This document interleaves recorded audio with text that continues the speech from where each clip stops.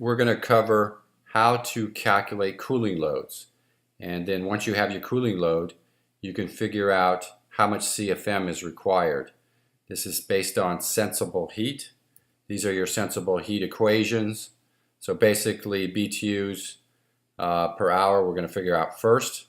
So from there we can determine on the second formula there how much CFM we're going to need for the room. And then once we know our indoor design temperature, that's our entering air temperature, and our supply air design temperature, which in this case we're going to use 55. So indoor design we're going to use 75, and leaving air temperature we're going to use 55. So basically sensible heat is a change in temperature. It has nothing to do with moisture. That would be latent heat. We're covering sensible heat and how to figure out CFM for the room. So basically there are four main contributors to sensible heat. One is people. People give off heat, and depending on the activity level, the amount of heat they give off changes. So the second item that contributes to the heat load for the building is lighting. How much lighting, what type of lighting, how many watts, the usage patterns, a lot of things go into it. We're going to make it very simple so you can understand. And then plug loads, computers, appliances, equipment, everything that generates heat within the building, it gives off and adds to the load. So the fourth is the solar load, that external sensible load. We're only going to deal with sensible, and that is radiation and conductance. And then we have infiltration that brings in some sensible load, but it's a small amount. It leaks in through the doors, through the window cracks. If you have a leaky building, then you're going to have more.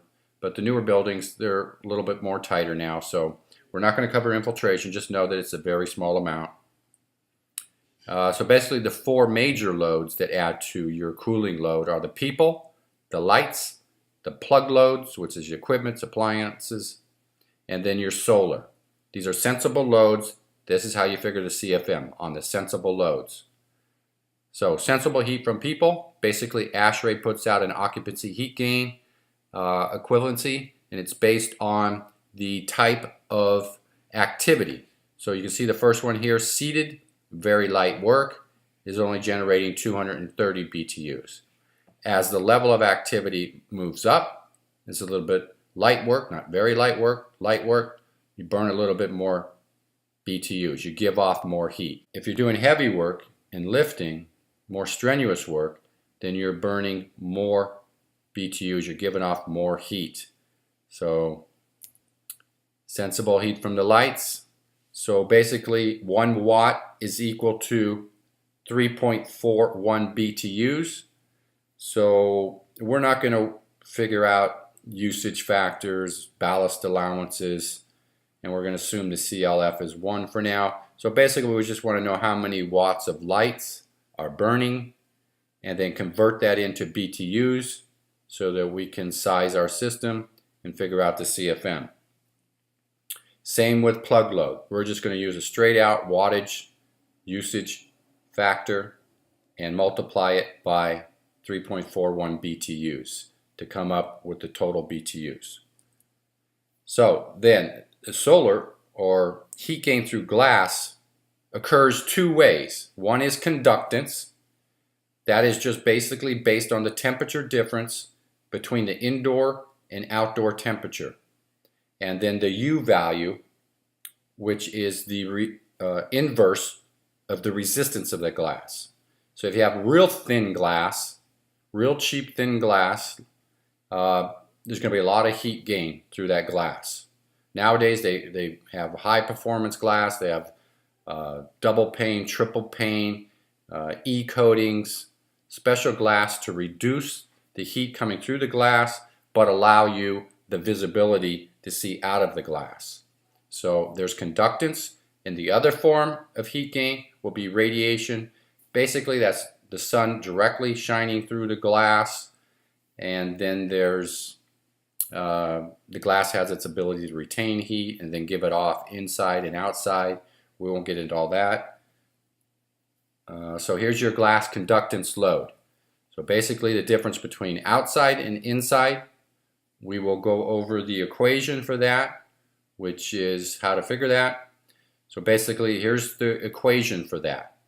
So the Q is your BTUs per hour. This is what you're going to come up to figure your load. So you do that for the glass or for walls, which we'll do in a minute. So your U factor is the reciprocal of your R value. R is the resistance. So the higher the R value, the greater the resistance, the smaller the U factor. The smaller the U factor, the less heat that gets through. So the greater the resistance, the smaller the U factor, the less the heat gets through. So you could say that basically the greater the resistance, the less heat gets through. So basically the equation is the U factor, which has to do with the resistance of the material, and then the area, A for area. So the square footage of the building component, so how many square feet of glass you have, and then the temperature difference between outdoors and indoor temperature. So the other way is radiation, direct and diffuse from the sun. So their equation is a little different. So Q again is your BTUs, which we're trying to determine. So it's based on how many square foot of glass times your glass shading coefficient, which ASHRAE has these in the book for those of you using ASHRAE. And it's affected by window blinds and Venetian blinds. And so there's different factors for that. And then your solar cooling load factor. Basically, this is dependent on orientation, south, east, west, north, and then your geographical location, the time of the day, and the month of the year. So how to calculate sensible load? These are the four major items that affect your load. So we're going to do a real quick load here. So let's say on people, we have the little bit of activity. They're burning 55 BTUs an hour. Let's say there's 2 people. So our people load is 510. So let's say this is a small office area. Let's say 20 by 10. So 200 square feet. We got 2 people in there. And then our lighting load, let's say we got 2 100-watt light bulbs. So 2 times 100, that gives us 200 watts. And then it's 3.41 BTUs per watt. That gives us a load for the lights of 682 BTUs. And then our plug load, let's say we got 2 of them at 125 watts each, 250 watts. That's 3.41 BTUs per watt. Multiply that by how many watts, and 853 BTUs. So you can see here, if you look at the watts, and I said we had 200 square feet, this would be equivalent to 1 watt per square foot, which isn't unrealistic. And this would be equivalent to a little over 1 watt per square foot. Then we have to add in our solar load. And to do that, we have to do a couple different calculations. So first we do the conductance. So we're going to say we have a U value of 0.8, which is pretty bad. Some of the double pane and the triple pane, you can get down into the 0.3, 0.15. So remember, the lower that number, the lower that U factor, the less load you're going to have on your building. So those real good glasses that they're developing now is going to reduce this number, which is going to reduce the BTUs that get through your building and have to be taken care of by your cooling system. So good glass will go a long way here. And that's what some of the energy retrofits, they do, they put films on glass or other things to make the performance better of the glass. So this 60 is the square footage. We're going to say we have 200 square feet of wall. We have 20 feet long wall, let's say, and 10 feet high. So we have 200 square feet of wall.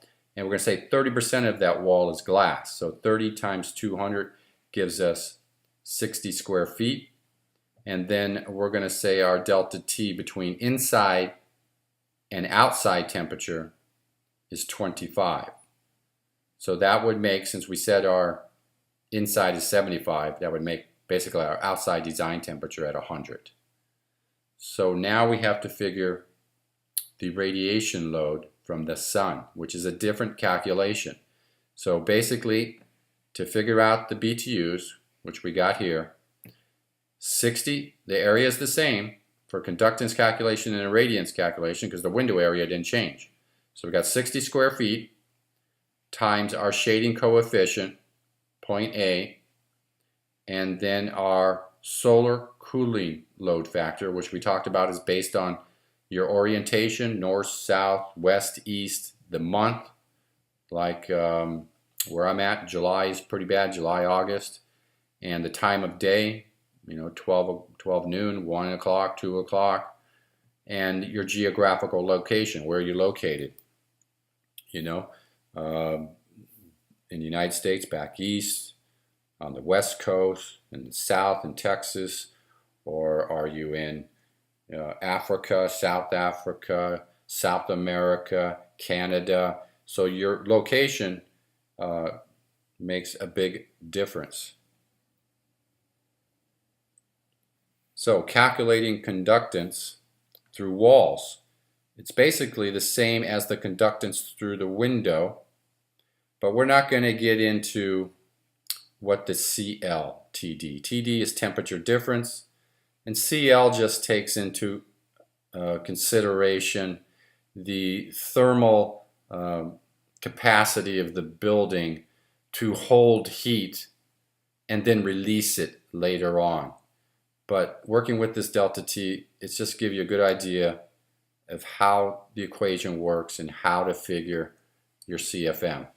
So now you got your conductance, like over here, like I showed you. So your resistance, the greater your resistance, the lower your U value, the lower the load on the building. So like here, your wall insulation, R13 is not as good as R19. So the more insulation you put in the wall, the less this heat's going to get through. The less this is going to get through, because that barrier for the heat to get through is going to be greater. The resistance is going to be greater. It means your U factor is going to be lower and less heat will get through. So in this case, our U factor is 0.07 and our area is 140. Remember, we had 200 square feet of exterior wall. We're just taking this wall here times the length. And we're minusing out the window area, which was 60 square feet. So we have 200 square feet of wall minus 60 square feet of window gives us 140 square feet of just wall, this type of wall. Now all walls have different resistances based on what it's made of. If this wall didn't have insulation, then boy, this heat would really come through. It'd be horrible. And then your temperature difference. Your 100 degrees outside design temperature and your 75 degree indoor temperature. Okay, so then adding all those up, those are all your sensible loads. Your people load, your light load, your plug load, your glass conductance, your glass radiation, and your wall load. That gives you a total of 15,490 BTUs per hour. Sensible. Now, how do you determine the CFM? Well, the equation we showed in the front, you take that equation and you just plug those numbers in. We know what our room design temperature is going to be. We know what our supply temperature is going to be. So we have all three values on the right side of this equation that we're missing. That can determine our CFM. So basically plug those in, do the math, and that will give you your CFM. Boom. 717 CFM we need for that room based on that load. So the only things we did not consider is what we talked about, infiltration. So that's the air that sneaks into the building from outdoors and brings its heat with it. It's a very small number. Older buildings, maybe they leak more, so that's a bigger number. And then latent heat. We didn't consider latent heat. People give off latent heat. Outside air, ventilation is required for the health of people. You got to bring ventilation in. We didn't consider that. That will be done at the coil. The coil will take care of the latent heat. The CFM will take care of the sensible heat. So we hope you like that. Please click and subscribe, and look forward to our next video.